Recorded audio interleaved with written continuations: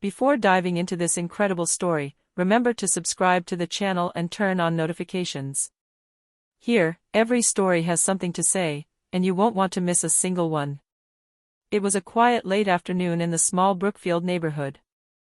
The streets were still bathed in the golden sunlight, and the air carried the scent of coffee and books from the local bookstores. But for Ms. Claire Donovan, a high school teacher and black belt in karate, this tranquility was about to be shattered. For the past few weeks, a group of young hooligans from the neighborhood had begun harassing some residents. But that evening, they had chosen a particular target, Claire. They followed her after school, mocking her appearance, shouting insults, and laughing at her efforts to remain calm. Claire felt her heart race, but she didn't panic. Every gesture of these young people was familiar to her. She had learned to read fear, arrogance, and provocation in people's bodies through years of martial arts training. As the laughter grew louder and the first blows were about to be struck, she took a step forward, straightened her shoulders, and her gaze darkened. The black belt she wore around her waist was not merely a sign of her rank, it was a symbol of discipline, control, and, above all, self-defense.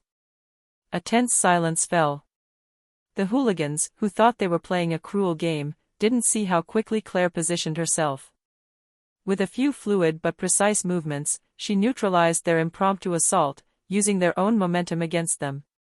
Blows, dodges, and throws followed one after another, each calculated to disarm and humiliate the troublemakers without causing serious injury. When the last of them stepped back, breathless and with his clothes in disarray, Claire straightened up. Her gaze was cold but fair. She hadn't sought confrontation, but she had just taught these young people a lesson they would never forget. And as they fled, murmurs of fear and admiration mingling, Claire smiled inwardly. Her neighborhood could return to peace. And above all, she knew that teaching wasn't just about transmitting knowledge. Sometimes, it also required showing the courage to stand up for what is right.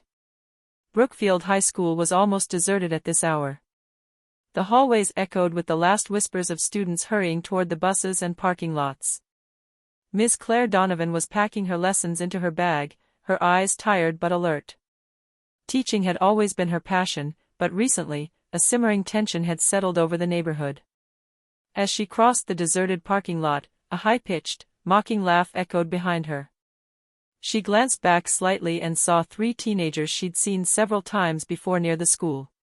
Tyler, the leader of the group, wore an arrogant smile that spoke volumes about his intentions. Beside him, Jason and Mikey looked ready to follow any order to make fun of someone. "Hey, Miss Donovan!" Tyler shouted. "Looks like you've gotten lost in your papers." Claire sighed and kept walking, hoping they would leave her alone. But the youths moved closer, almost blocking the path to her car. Insults flew, some about her appearance, others about her reputation among the students. She felt the tension rising in her stomach, but her training took over. She knew these young people weren't really looking for a fight. They wanted to provoke her, to test her patience. But tonight, Claire had decided enough was enough. She positioned herself in the center of the small, impromptu circle and took a deep breath, feeling control return to her movements.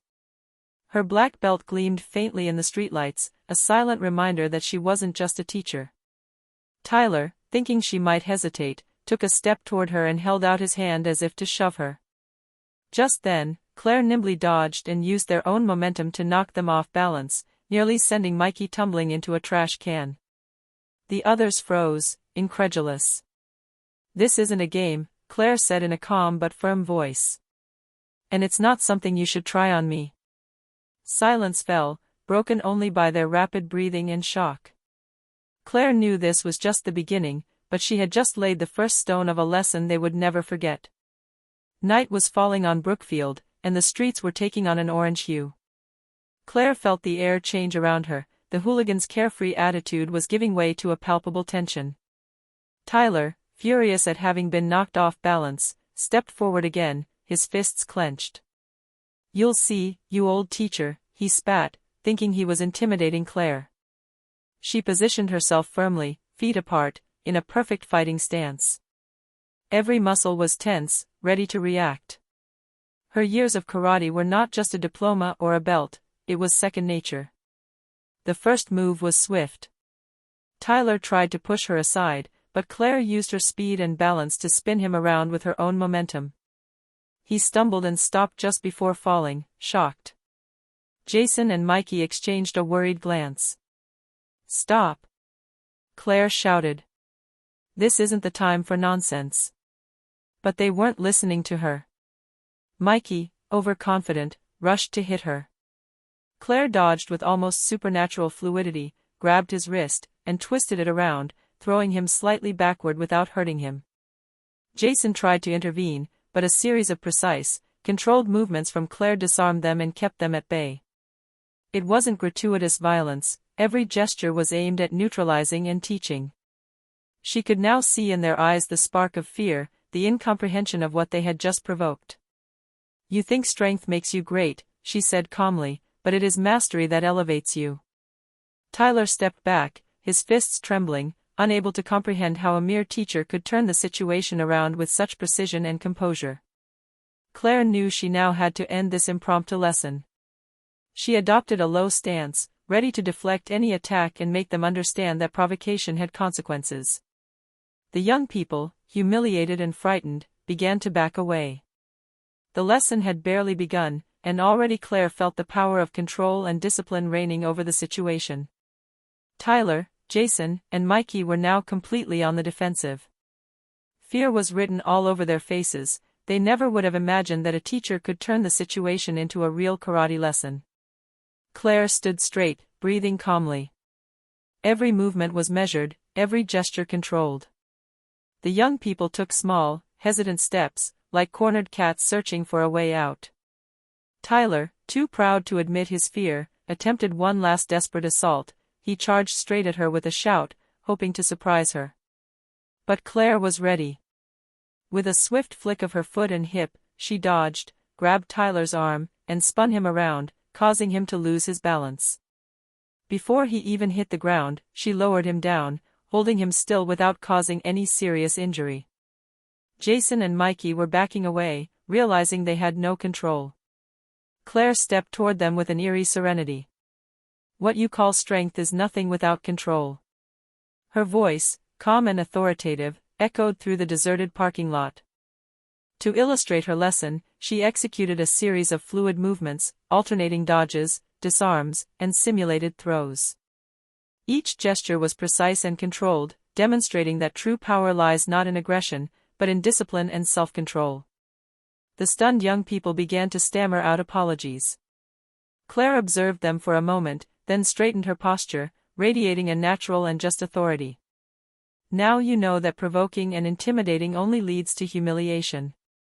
Remember that."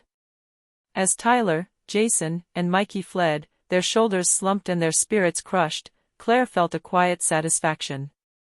She had just transformed a moment of fear into a powerful lesson, not only for the young people, but also for herself. Sometimes, teaching meant protecting and commanding respect.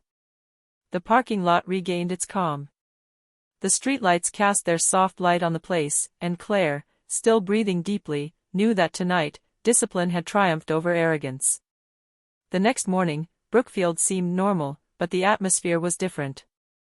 The school corridors buzzed with rumors. Some students had heard about the parking lot incident, and everyone was wondering how Miss Claire Donovan had managed to handle 3 young hooligans on her own. Claire, for her part, moved forward with her usual composure. In her classroom, she saw the curious and admiring glances of the students, mixed with a few worried whispers. She knew that her show of strength would leave a lasting impression. Meanwhile, Tyler, Jason, and Mikey huddled in a corner of the yard, still humiliated by the previous day. Their pride had been seriously wounded, and they were beginning to understand that provoking someone without knowing their abilities could have unexpected consequences. "We can't do that again," Jason murmured, his face reddening with shame. She completely overpowered us." Tyler, furious but unable to retaliate, clenched his fists. He knew their group's reputation had just suffered a severe blow. The other students, having heard about the incident, were beginning to look at the 3 young people with a certain distance. Claire's authority, based not on fear but on control and justice, already had a more powerful impact than any threats they could have uttered. In the neighborhood, the story spread just as quickly.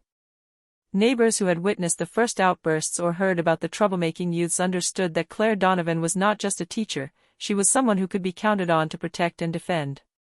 But Claire knew this wasn't the end. The young people might return, more cautious but still curious or resentful.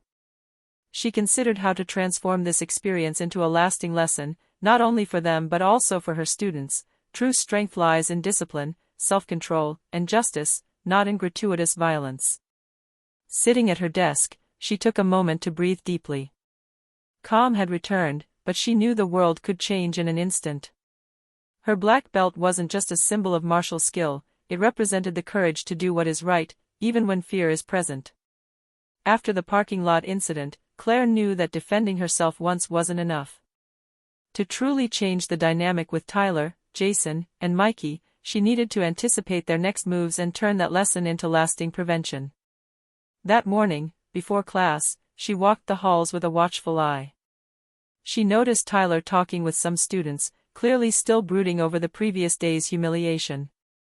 Jason and Mikey, meanwhile, seemed hesitant, stealing glances at Claire. Their wounded pride was palpable, and she knew she had to act tactfully to avoid another confrontation. During her first class, Claire decided to address the issue indirectly. She spoke of respect, discipline, and the consequences of actions, without directly mentioning the parking lot incidents. Her words resonated not as reproaches, but as universal truths that everyone could understand. During the break, Tyler approached timidly. "Ms. Donovan, we wanted to." He began hesitantly. Claire raised her hand to calm him. "Listen to me," she said calmly, "what you do now can define who you are tomorrow. I don't want you to be afraid of me, but I want you to understand that every action has a consequence. Respect others, and you will see that true strength lies in control, not in intimidation." The three young people exchanged surprised glances. They hadn't expected this mixture of firmness and understanding. For the first time, they felt not fear, but a mixture of respect and admiration. In the days that followed, Claire observed subtle changes. The young people continued to frequent the same places, but their attitude had changed, less provocation, more caution, and, occasionally, hesitant gestures of kindness. The black belt was no longer just a tool for self-defense, it had become a symbol of moral guidance and authority. This chapter of their lives was not yet over, but Claire had planted a seed of respect and self-control that she hoped would take root in the behavior of young people. She understood that her mission as a teacher went far beyond the walls of her classroom. She sometimes had to defend and educate at the same time, to transform fear into respect and violence into a lesson. A week after the confrontation in the parking lot, Tyler, Jason, and Mikey were beginning to feel the weight of their humiliation. But as is often the case with teenagers, curiosity and pride drove them to test their limits again. That evening, they decided to challenge Claire, convinced that with a little planning, they could intimidate her without getting caught. They spotted her filing documents at her desk in the municipal library. The dim lighting and quiet atmosphere gave them the impression they had finally found a suitable moment. Tyler signaled to his accomplices to approach. Claire, absorbed in her corrections, suddenly felt a shiver of alert. Her martial arts experience had taught her to read people's expressions and intentions. She looked up and saw the three figures enter hesitantly but resolutely. "Good evening, young men," she said with absolute calm. "To what end do I owe this visit?" Tyler attempted a forced smile. We just wanted to talk." He stammered, but the tension in his voice betrayed his true intentions. Claire stood up slowly, observing their every move. She knew they were looking for a subtle provocation, perhaps a gesture or a word to test her patience. She took a deep breath, controlling her stress and preparing her plan. "Listen," she said, her voice firm but calm, "I am ready to discuss this with you calmly. But if you seek to provoke me, I assure you it will not end well." Mikey took a step forward, and that's when Claire sprang into action. Without striking, she used a series of swift, precise movements to neutralize any attempt at pushing or any aggressive gesture. Each movement was measured, designed to demonstrate control rather than brute force. Tyler recoiled, shocked by the fluidity and efficiency of her actions. "You see," she said calmly, "true strength lies in control, not in bravado. You can choose to repeat your mistakes, or to correct them." For the first time, the three young people understood that Claire was not just a teacher or a fighter, she embodied mastery, patience, and justice. They left the library, silent and ashamed, but this time with a clear and lasting respect. Claire returned to her corrections, aware that she had just reinforced a valuable lesson. Sometimes, showing strength is not enough, it must also be accompanied by wisdom and strategy. After several confrontations, Claire understood that for change to be lasting, it was necessary to go beyond mere displays of force. Young people needed role models, examples, and opportunities to channel their energy. She therefore decided to adopt a more subtle but strategic approach. During class, she observed Tyler, Jason, and Mikey closely. She noticed sparks of curiosity, hidden talents beneath their boisterous behavior. Tyler had a natural aptitude for numbers and an astonishing memory. Jason seemed gifted in writing and expression. Mikey displayed an innate sense of rhythm and music. Claire knew she could transform their arrogance into healthy, productive confidence. One afternoon, she invited the three young people to participate in a group project for a school event, creating a mini presentation on safety and respect in the neighborhood. They reluctantly agreed, but Claire knew the experience would be educational. As the days went by, she guided them patiently. She didn't let them do things halfway, but she highlighted their successes and corrected them kindly. Every bit of progress, however small, was acknowledged. Little by little, Tyler, Jason, and Mikey began to feel pride in their work rather than their provocations. The change was subtle but real. In the courtyard, they no longer sought to intimidate, but to assert themselves through their creativity and skills. Some students, initially skeptical, even began to look at them with admiration, noticing that the trio had evolved. For Claire, this quiet success was proof that true influence didn't come from force alone. She had combined discipline, wisdom, and careful observation to transform unruly young people into individuals capable of respect and responsibility. At the end of the week, as she left school, she glanced one last time at Tyler, Jason, and Mikey, who were now discussing their ideas for the project. A slight smile touched her lips. The lesson she had begun in the parking lot had found an unexpected extension. Change came from within, not from fear. A few weeks later, Claire felt the situation had almost stabilized. Tyler, Jason, and Mikey had clearly changed their behavior, but life always has a way of testing the consistency of a lesson. That evening, the trio ran into a new group of older youths, troublemakers from a neighboring area, who hadn't heard of Claire. These new adversaries quickly became aggressive, seeking to intimidate Tyler and his friends. Nervous but aware of their past mistakes, they looked at Claire imploringly. She understood immediately that this was the ultimate test, protecting her students while reinforcing the lesson they had learned.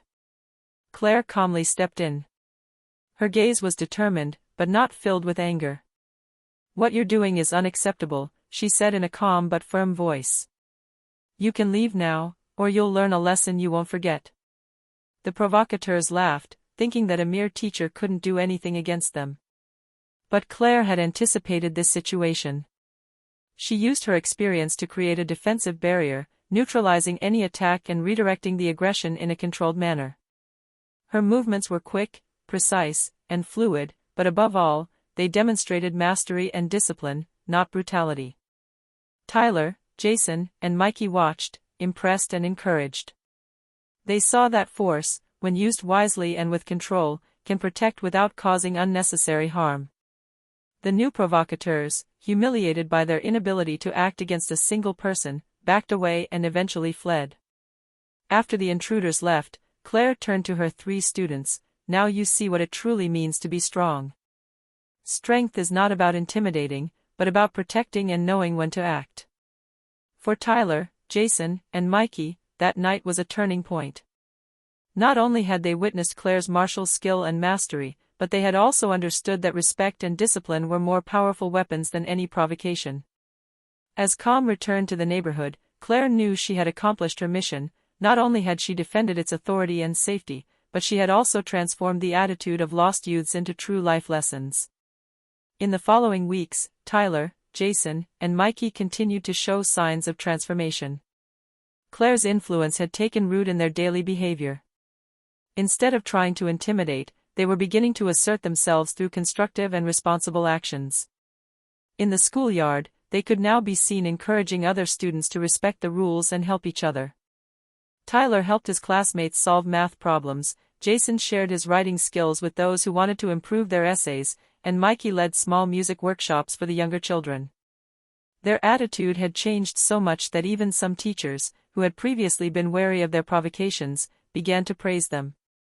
Claire watched this change with quiet satisfaction. She knew that her physical intervention in the parking lot was only the first step. The real transformation came from within. They had learned to channel their energy and pride in a positive way. One afternoon, she received an unexpected invitation from Tyler and his friends. They wanted to present her with a special project, creating a poster to raise awareness in the neighborhood about respect and discipline, directly inspired by the lessons they had learned. Claire smiled at their ideas, their creativity, and their enthusiasm. "You see," she said, looking at them, "real change doesn't happen when someone forces you to do something. It happens when you decide to do what's right."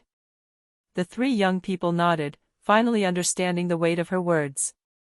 It was no longer fear of the black belt that guided them, but respect and admiration for a teacher who had been able to transform confrontation into learning. In the neighborhood, her actions began to inspire other young people. The example of Claire and her students showed that self-control, discipline, and kindness could have a much more powerful impact than violence or intimidation. For Claire, it was a moment of quiet pride. She had proven that teaching went far beyond books, that sometimes it was also necessary to show courage and wisdom in the real world. A few months had passed since the infamous parking lot incident. The Brookfield neighborhood had regained its tranquility, but something had changed in the air, a new respect, an awareness that force without control leads nowhere. Tyler, Jason, and Mikey were now transformed teenagers. They still frequented the same places, but their actions and words reflected the discipline and respect they had learned from Claire. The other students looked at them differently, admiring not only their talents but also their newfound maturity. At a small ceremony organized by the high school to encourage commitment and respect, Tyler spoke on behalf of his friends. He talked about their past mistakes and how Ms. Donovan had transformed their behavior through patience, discipline, and example. The students and teachers applauded, and Claire, sitting in the front row, felt a mixture of pride and satisfaction. After the ceremony, Claire walked around the neighborhood, observing scenes of respect and cooperation. Young people were helping their neighbors, teenagers were guiding younger people in their studies, and gratuitous violence now seemed relegated to a distant memory. She remembered that evening when she had been confronted by the three hooligans, a tense moment that could have escalated. But thanks to her composure, patience, and sense of justice, she had not only defended her integrity but also sown the seeds of change. As she walked home, she wore her black belt around her waist, a symbol of discipline and courage. But what she cherished most was not the belt, nor the victory over her attackers, but the legacy of respect and self-control she had passed on to those who needed it most. The Brookfield neighborhood now knew that a teacher could change much more than just grades in a notebook. She could transform lives. And for Claire Donovan, that was the greatest lesson of all.